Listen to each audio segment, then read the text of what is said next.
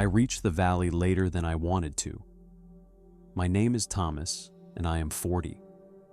The light was already fading behind the cliffs, and the air had that flat, cold smell that settles when the sun drops out of reach. This was my last rest before a hard summit push in the morning, the boring part of the plan. Find level ground. Get the tent up. Eat something small. Sleep. Wake before dawn. Move. I had been climbing long enough to trust systems more than feelings. In the late 90s, you did not carry a phone into places like this and expect it to save you. You carried what you knew.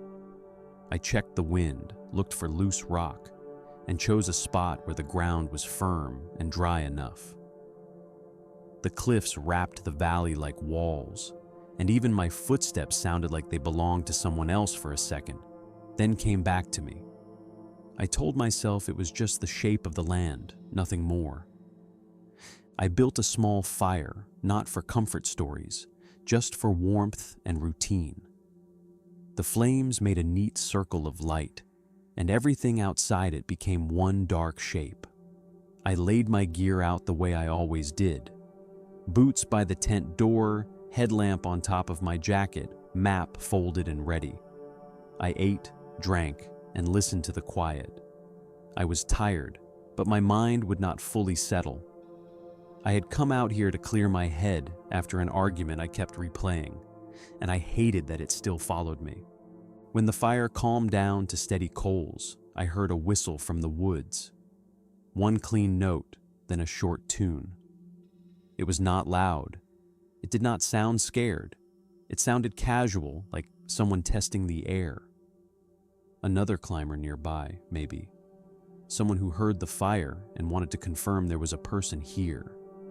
Without thinking, I whistled the same tune back. It felt harmless. It felt like the safest kind of contact. Not words, not a conversation, just a signal that said, "Yes, I am here." The whistle answered. Same tune, same timing.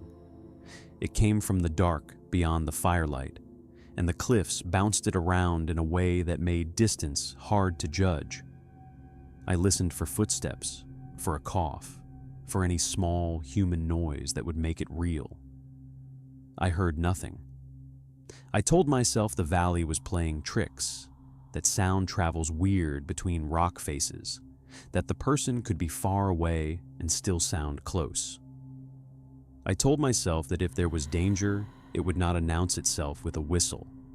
I whistled again, half amused, half curious. The answer came again, and this time it felt closer. Not by much, but enough that my shoulders tightened. I tried to rationalize it in layers, the way I always do when something does not fit.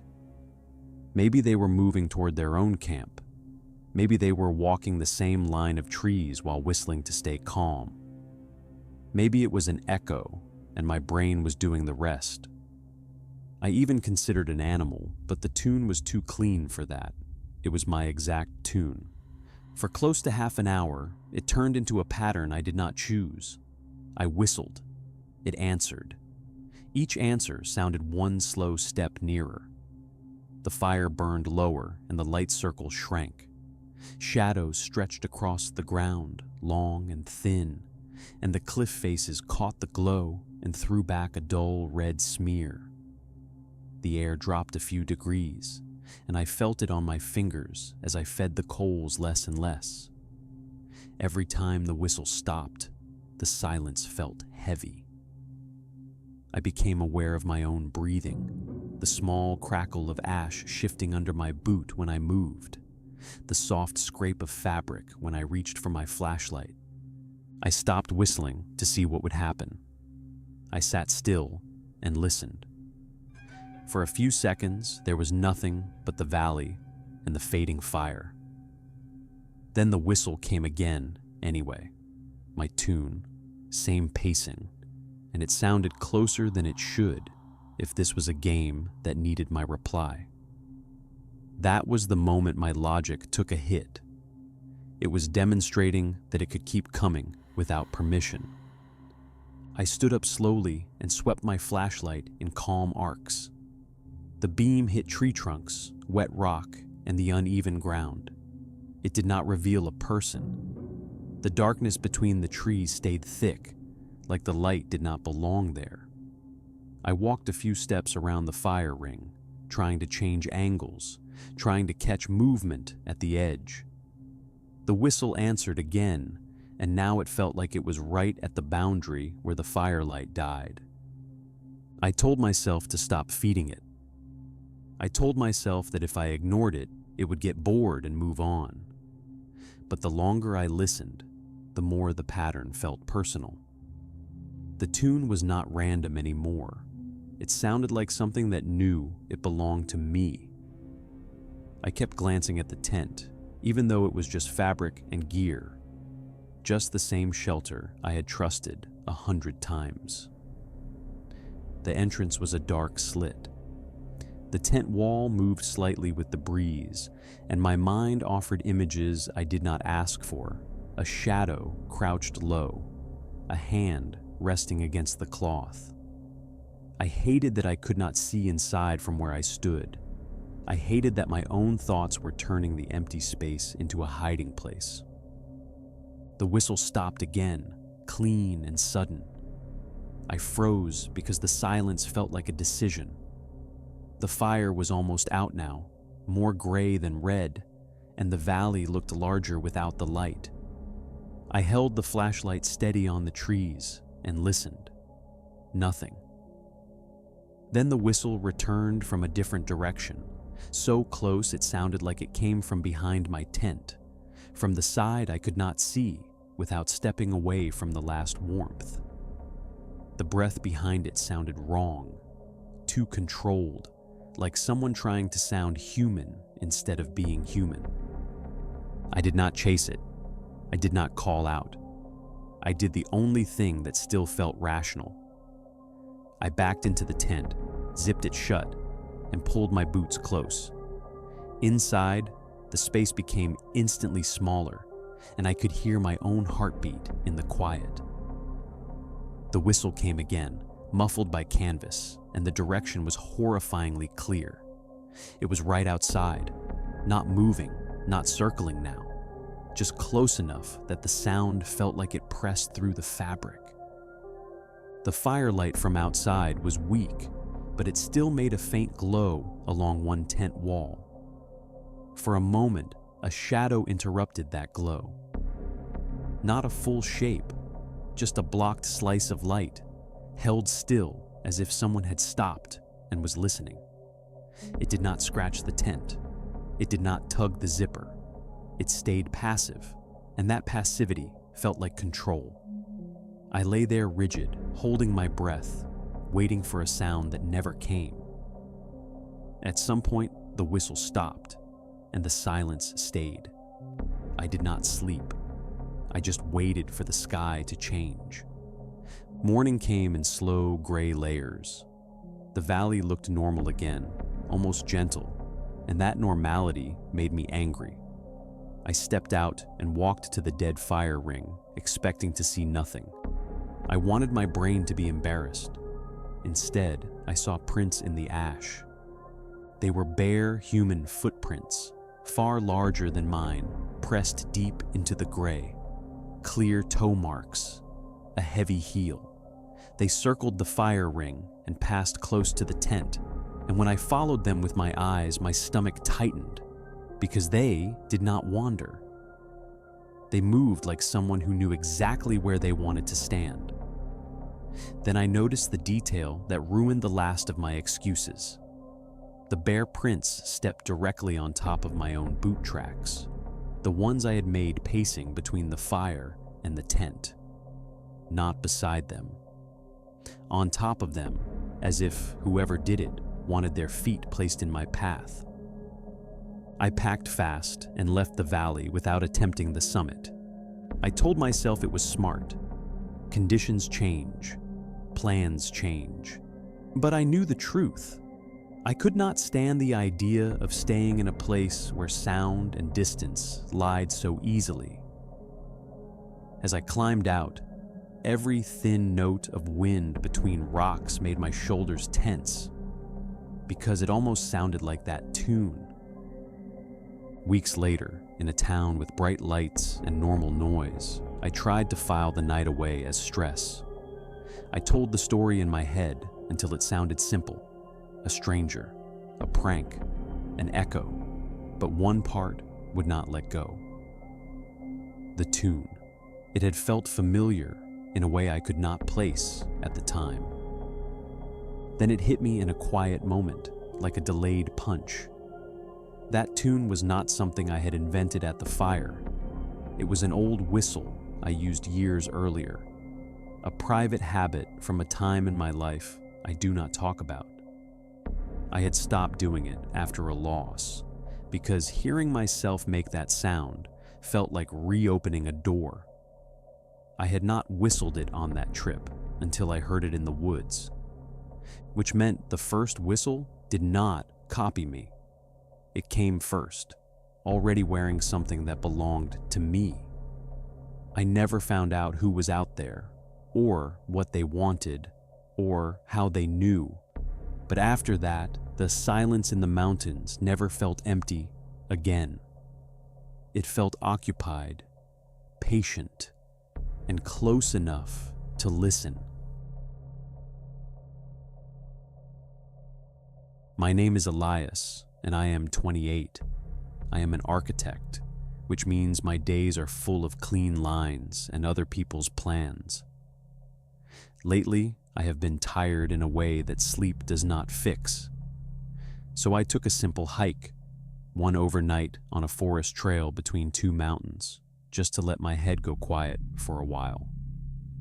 The trail was ordinary, worn dirt, roots, the kind of place people call safe because it looks familiar. I checked my map before the signal faded, kept my pace steady, and let the city fall out of my body a little at a time. By late afternoon, I found the faint side path I had read about. It was not marked, just a thin opening in brush.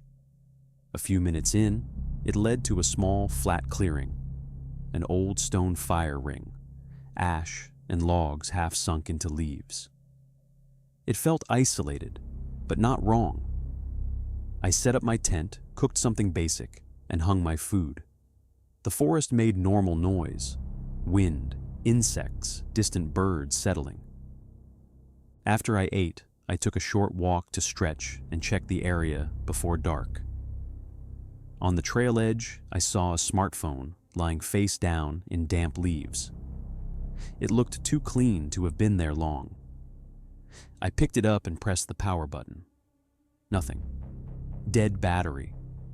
For a moment, I considered leaving it on a visible rock for the owner to find. Then I pictured the owner out here in the dark, patting pockets, feeling that slow panic rise. I am the type who tries to do the small, good thing. I told myself this was simple. Charge it, find an emergency contact, return it. Night was coming, and the air was wet, so I worried it would get ruined if I left it out.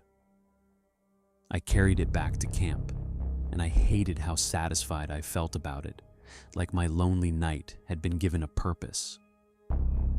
The light dropped fast under the canopy. My clearing became a small island of dim order, surrounded by shadow. Every small sound felt louder: the zipper, the crinkle of packaging, my own breathing when I paused. I told myself it was normal. Evening does that. The world gets quiet. I tried the phone again, still nothing. I pulled out my power bank and cable and hesitated with the phone in my hand. It was strange how clean it was. No scratches, no dirt in the port. I told myself it must have been dropped only minutes ago. Maybe the owner would come looking any second. I looked down the trail and saw only trees and dimness. When I connected the cable, the screen lit up instantly. The glow was bright in the dark, and my first reaction was to tilt it down, like I had just turned on a signal flare. I expected a lock screen. Instead, a video opened on its own, already playing. At first it was leaves and shaky ground. Then the view steadied, and I recognized my clearing. The video was shot from the bushes behind my tent. I could see the back panel, the stakes, my pack, the jacket I had draped on a line. The angle was close, only a few steps away. Then I saw myself in the frame, sitting the way I was sitting now, plugging a cable into a power bank. The audio caught the same tiny clicks and fabric shifts, and they lined up with what I was doing, just a breath behind. I held so still, my neck hurt. The video kept going, calm and patient. My brain tried to reject it. Lots of tents look alike. Lots of clearings look alike. But the details were mine in a way that shut every excuse down. My palms started to sweat. I tapped the screen to see the timestamp because I needed something solid. It said the video was recorded 2 minutes ago. I stayed in place for a long moment with the video paused because I did not know what movement would mean. The phone glow felt like it could shine through the tent fabric. I lowered it under my jacket and listened again. The valley between the mountains held the sound in a strange way, not an echo, just a soft return that made it hard to tell what was near and what was far. A few insects started again, then stopped, as if something shifted in the brush and they decided to wait. I told myself to do the logical thing and call out, "Hello," something simple that would force a normal response. But saying anything felt like handing over control. If the person was still out there, my voice would tell them exactly where I was sitting and how calm I was trying to sound. I kept imagining the camera angle from the bushes, the lens pointed at my back, the person holding their breath while I acted like I was alone.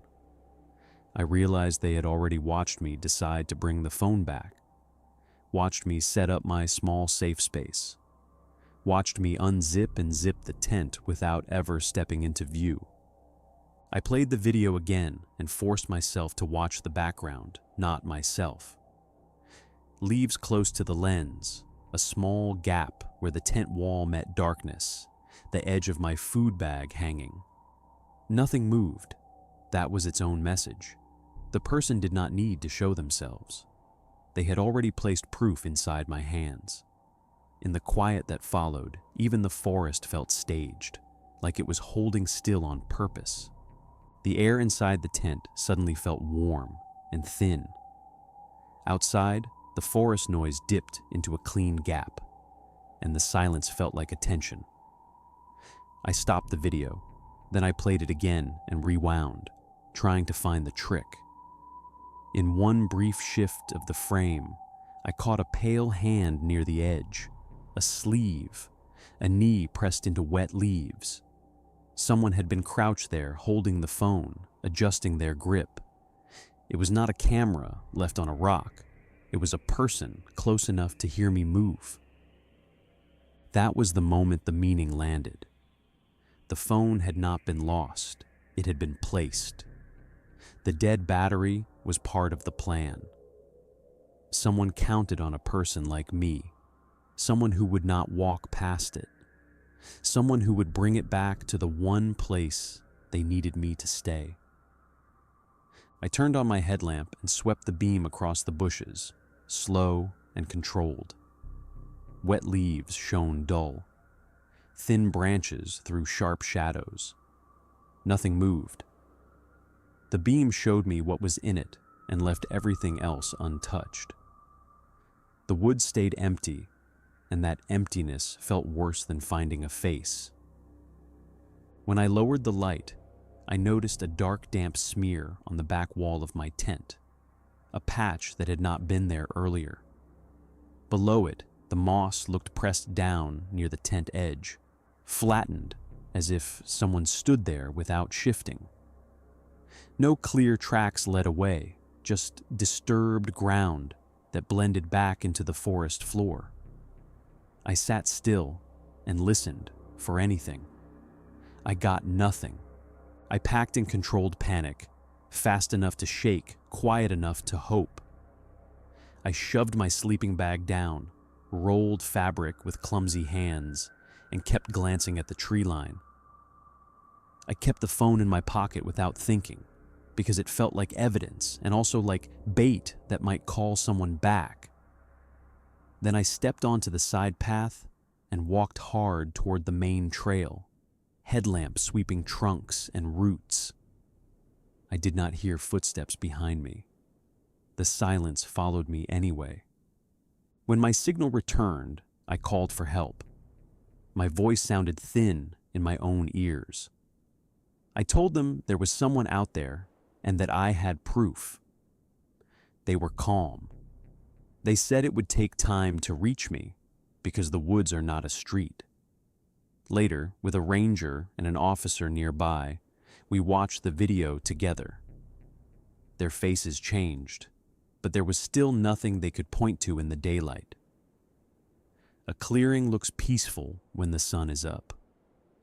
The next morning, in a bright place that smelled like coffee, I tried to turn the phone into a normal lost item. Who owned it?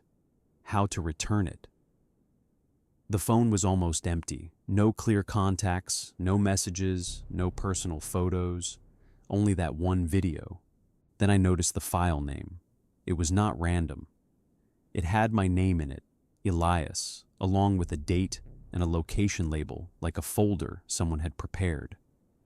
My stomach tightened all over again. No one asked me for money. No one sent a demand. The motive stayed blank. And that blank space is what keeps working on me. I went home, but the safe feeling never came back the same way. At night, when I charge my own phone and the screen glows in the dark room, it feels too bright. When a branch scrapes a window, I do not think of wind first anymore. I think of bushes behind a tent and a camera held perfectly still. I think of a video recorded 2 minutes ago, showing me from behind as I did the right thing. My name is Aaron. I am 38 and I work in supply chain. My life is schedules, maps, and numbers that usually line up if you check them twice. I came into the forest because I wanted a clean challenge, something hard but still logical. I did not want surprises. The route was a cross-country hike through dense pine forest with no real trail. The guide said to follow rock cairns, small stacks of stones set out like quiet arrows. That sounded comforting to me. A system, a chain, a way to stay oriented even when everything looks the same. Day 1 was dull and steady. The sky stayed overcast, a flat gray lid that made it hard to judge time. Pines stretched in every direction, dark needles, soft ground, no landmarks that stayed unique for long. I kept control by routine. I checked my compass often, counted my pace between cairns, and compared the slope of the ground to my notes. Each cairn felt like a confirmation that I was still inside the plan. I camped near a small rock outcrop in late afternoon. A few cairns sat close to the clearing, old and uneven, but clearly placed. I set my tent, ate, and wrote down my progress like I was logging inventory. I lined my gear up neatly because neatness calms me. That night the forest sounded normal. Wind, a few birds, then nothing but the soft hush of trees. I woke early to the same gray light. For a moment, it felt like the night never ended. I stepped out and started packing, and my eyes caught on the nearest cairn. Something about it was wrong. Not broken, not knocked over, just slightly different, like one stone had been swapped. Another stack looked shorter than I remembered. I told myself it was nothing. Wind shifts loose stones. Animals brush past. Another hiker could have adjusted it without thinking. I might be misremembering because I arrived tired. the thought irritated me more than it scared me. I fixed one cairn almost automatically, putting a flat stone back where I thought it belonged, and I felt that small relief you get when a system returns to normal. Then I looked ahead and felt the relief slip. The next cairns did not line up the way my notes suggested.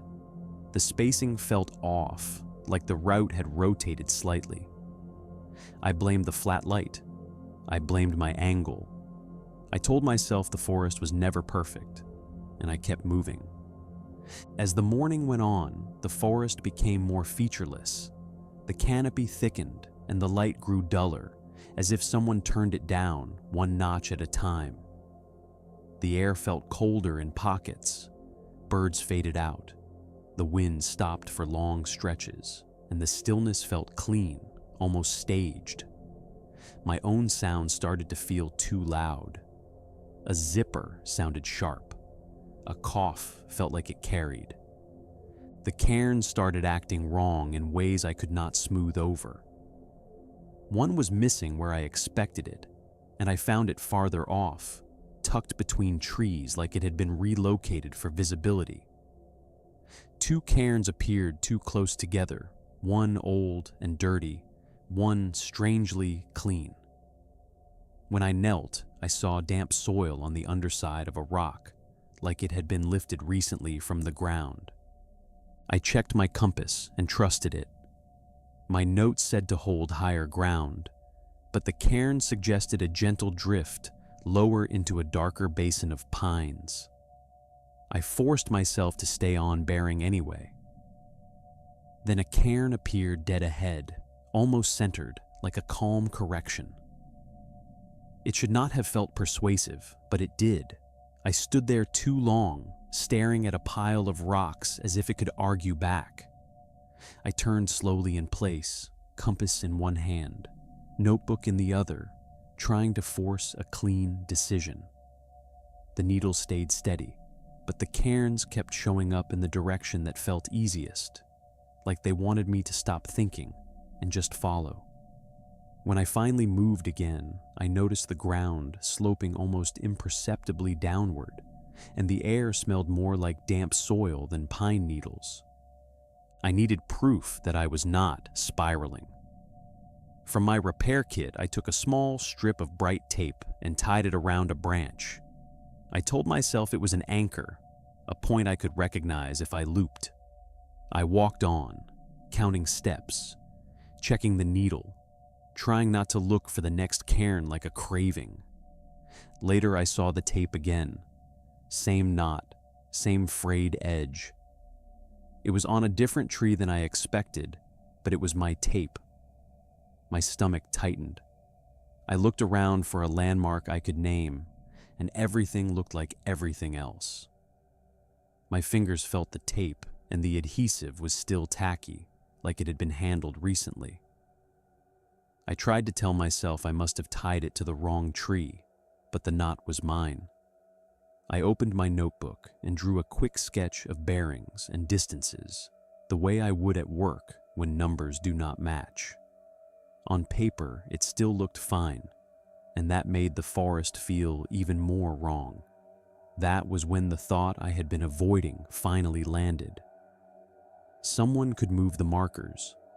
Someone could do it slowly, quietly, and my own need for guidance would do the rest. By late afternoon, the cairn line became unnervingly neat. The stacks looked curated, spaced for easy spotting, leading into the deepest part of the valley where the air smelled wetter and the light felt colder. I did not see anyone. I did not hear footsteps. The absence was its own pressure. It felt like being guided without being touched. I stopped early and made camp in a clearing with limited approaches. I told myself I was taking control back. I placed my tent with intention, organized my gear, wrote down bearings again and again. The overcast never broke, so I could not use the sun to sanity check anything. I ate without appetite and listened to the forest settle. That night, the quiet changed. The wind died. The background rustle faded. I woke without knowing why and held still. Then I heard it, close and careful, stone touching stone. A gentle click, a pause, another click. Not an animal, not random, someone working slowly. I did not move. I did not unzip the tent. I waited in the dark until my muscles ached. The tent felt smaller every minute. The temperature dropped, and the fabric cooled against my shoulder when I shifted. I could hear my own breathing, slow and controlled, and I hated how loud it sounded in the silence. The clicking stopped so cleanly it felt deliberate, like it noticed I was awake. Nothing else happened. No voice, no tug on fabric, just silence, heavy and patient. Morning came in the same flat gray. I unzipped the tent and stepped out, and the first thing I saw was a new trail. The cairns near my camp had been taken apart and rebuilt into a clean line that started only a few feet from my tent door. Fresh stones on top, clear spacing, each stack pointing into the darkest pines, like instructions. The realization was claustrophobic. Whoever did it had been close enough to stack rocks while I slept. Close enough to stand within a few steps of my head and work with patient hands. Pine needles near the tent wall were disturbed in a tight patch. The ground behind my tent looked pressed down, like someone had stood still there for a long time. Then I saw one small stone placed on top of my boot, centered like a marker, like a quiet joke. I wanted to follow the line because it looked certain. That is what scared me most. I forced myself to turn away and follow my compass instead, even though my trust in it now felt thin. I walked hard, keeping a bearing, counting steps, checking the needle, refusing to let a stack of stones decide my choices. Hours later, the trees opened to a logging road, ruts in dirt, a blunt human line through the forest. I stopped there and let my knees unlock. I called rangers and gave them my location. They arrived later, calm and practical, and they searched the area around my camp. In a forest like that, they said, a person can move without leaving much trace. They did not promise answers. They found no one. Back home, I tried to restore logic with data. I reviewed my notes and my tracker route. It showed loops and drifts that matched the feeling of being gently redirected. Then I found the last detail, the one that made my skin go cold. On my phone was a photo I did not remember taking. It was time-stamped in the middle of the night. It showed my tent from several yards away, framed between pine trunks. In the foreground, neat and fresh, was the first cairn in the new line. The angle was low, like someone crouched to take it. There was no message, no demand, no explanation. Only proof that someone used the oldest navigation language out there, stacked stones to guide me the way a predator guides prey, without ever needing to run. That's all for today. Thanks for listening all the way through. If you enjoyed the stories, leave a comment before you go and let me know what your favorite part was. Don't forget to subscribe, and a quick like really helps too. Stay safe, and I'll see you in the next video.